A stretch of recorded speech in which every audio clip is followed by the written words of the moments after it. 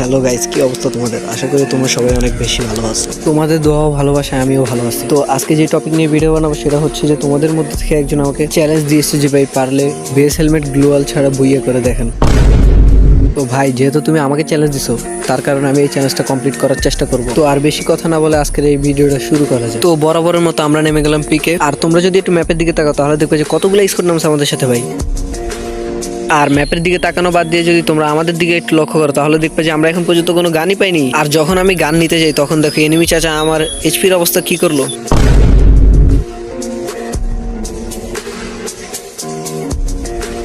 আর যখন আমি এখান থেকে লুট করে একটু সামনের দিকে আসি এখানে হিল করার জন্য, আর ঠিক ওই সময় দেখতে পাই যে আমার সামনে একটা প্লেয়ার ছিল, তাকে আমি হেডশট দিয়ে ফিনিশ করে দিলাম। কিন্তু ভাই, এনিমিটার সাহস দেখে তো আমিও অবাক, কারণ এনিমিটা তার স্কোয়াডের লাস্ট প্লেয়ার ছিল আর আসছে আমার সামনে লুট করতে।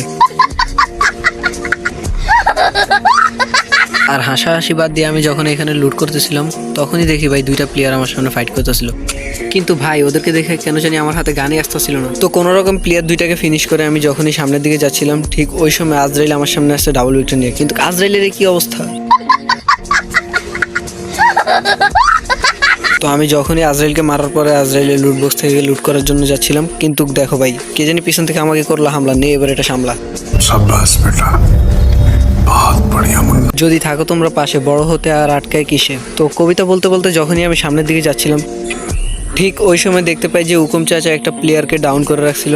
তো আমিও সুযোগে সদ্ব্যবহার করে ওই কিলটা চুরি করে নিলাম। আর ভাই, কিলটা চুরি করার পরে আমি হুকুম চাচার বডিতে একটু ড্যামেজ দেওয়ার চেষ্টা করলাম, কিন্তু না ভাই, এটা হচ্ছে হুকুম। একে ড্যামেজ দেওয়া কি এতটাই সহজ নাকি? তো যখনই আমি এখানে ওয়েট করতেছিলাম হুকুম চাচার জন্য, কিন্তু না, এখানে তো চাচি বের হয়ে গেল। তো আমরা এখানে চাচিকে ডাউন করে দেখতেছিলাম যে হুকুম চাচা কি এখনো এখানে আসে নাকি। কিন্তু হুকুম চাচা যদি এখানে না থাকে তাহলে আমাদের কাছে অন্য উপায় আছে হুকুম চাচাকে বের করার জন্য। আর যখন আমরা উপায়টা ইউজ করতেছিলাম তখন দেখো হুকুম চাচা ঠিক আমাদের সামনে।